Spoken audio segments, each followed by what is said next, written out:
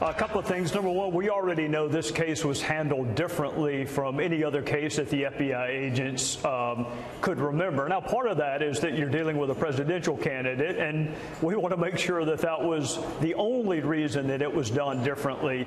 There was an exoneration memo drafted in May of 2016 that, as a former prosecutor, I just found stunning. I find stunning that a law enforcement officer would draft it 2 months before you have interviewed the target of the investigation and before you've interviewed almost 24 witnesses. So we need to know what role, if any, Special Agent Rybecki had in that. We need to know whether or not there was also a prosecution memo. We've seen the non-prosecution memo. Was there a memo laying out the case if they had decided to prosecute, and if not, why not? Yeah, I mean, that's a great question, because their argument is that it's normal to write up preliminary documents for either side of the equation. But as you point out, we've never heard if they did that in the same way for an argument that there was a prosecution in the works.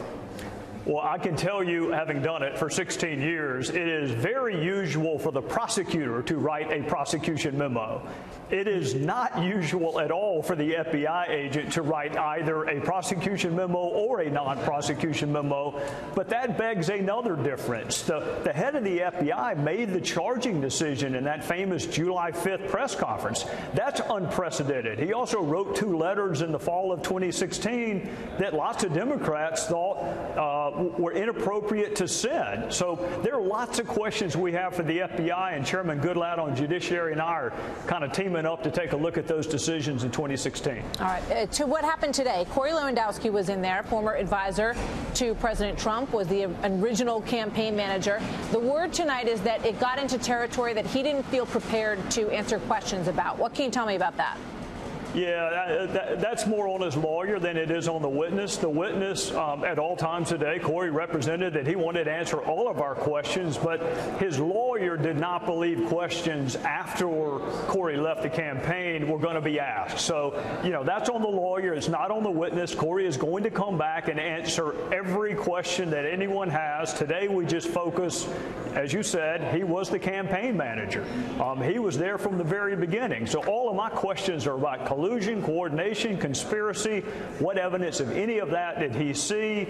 He's an important witness. It is not his fault that his lawyer didn't prep him to answer all the questions today. So this isn't like Steve Bannon yesterday. Corey's coming back, and he's going to finish the job.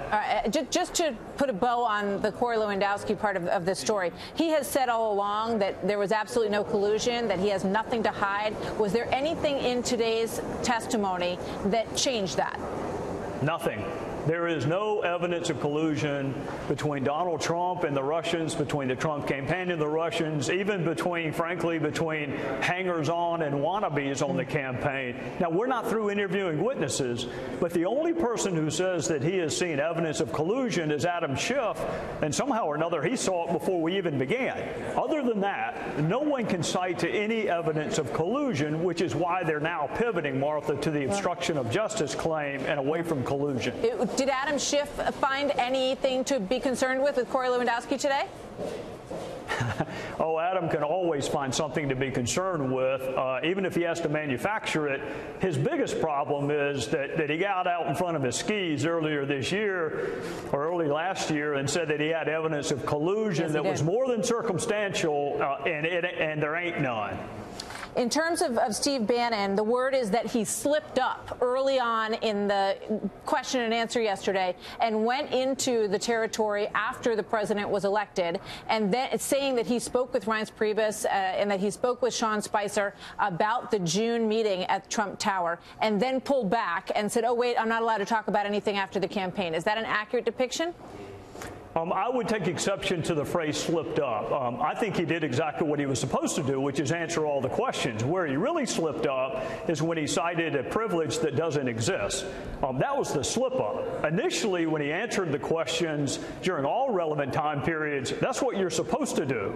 It was only when he got this notion that, hey, I'm gonna create a privilege that no one's ever heard of before, that doesn't exist in the law, and I'm going to kind of compartmentalize what I will and will not answer. That was a slip up to me. All right, so the characterization of Steve Bannon is that he has flipped, that he's saving everything he knows for his conversation with Robert Mueller, which is now not in front of a grand jury anymore, and that he is, quote, the most dangerous man for the Trump administration. Do you agree with that?